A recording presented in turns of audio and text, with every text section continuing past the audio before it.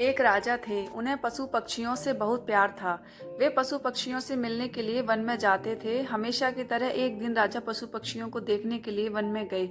अचानक आसमान में बादल छा गए और तेज तेज बारिश होने लगी। बारिश होने के कारण उन्हें ठीक से कुछ दिखाई नहीं दे रहा था। राजा रास्ता भटक गए। रास्ता ढूंढते ढूंढते किसी तरह राजा जंगल के किनारे पहुंच गए। भूख प्यास और थकान से बेचैन राजा एक बड़े से पेड़ के नीचे बैठ गए। तभी राजा को उधर से आते हुए 3 बालक दिखाई दिए। राजा ने उन्हें प्यार से अपने पास बुलाया। बच्चों, यहाँ आओ, मेरी बात सुनो।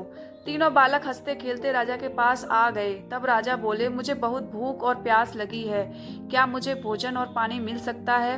बालक बोले, पास में ही हमारा घर है। हम अभी जाकर आपके लिए भोजन और पानी लेकर आते हैं। आप बस थोड़ा सा इंतजार कीजिए। तीनों बालक दौड़ कर गए और राजा के लिए भोजन और पानी ले आए।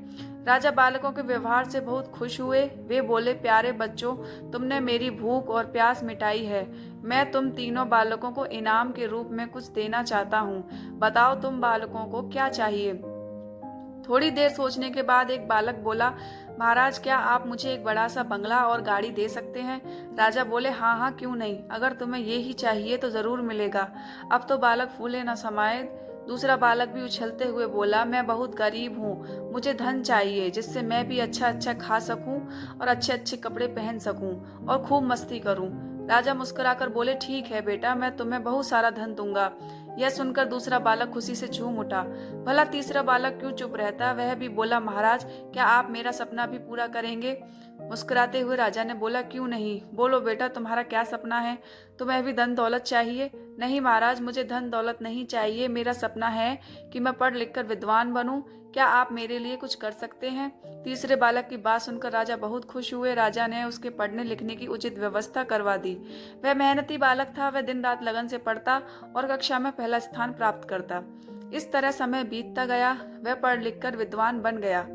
राजा ने उसे राज्य का मंत्री बना दिया। बुद्धिमान होने के कारण सभी लोग उसका आदर सम्मान करने लगे। उधर जिस बालक ने राजा से बंगला और गाड़ी मांगी थी, अचानक बाढ़ आने से उसका सब कुछ पानी में बह गया। दूसरा बालक भी धन मिलने के बाद कोई काम नहीं करता था। बस दिन भर फिजूल खर्च करके धन को उड़ाता और मौज मस्ती करता। लेकिन रखा धन भला कब तक चलता? एक समय आया कि उसका सारा धन समाप्त हो गया। वह फिर से गरीब हो गया। दोनों बालक उदास होकर अपने मित्र यानी मंत्री से मिलने राजा के दरबार में गए। वे दुखी होकर अपने मित्र से बोले, हमने राजा से इनाम मांगने में बहुत बड़ी भूल की। हमारा धन, बंगला, गाड़ी सब कुछ नष्ट हो गया।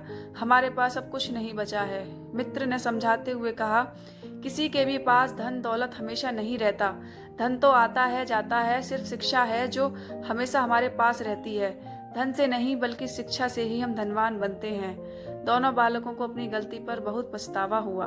उन्होंने तय किया कि हम भी मेहनत और लगन से पढ़ाई करेंगे और अपने जीवन को सुखी बनाएंगे।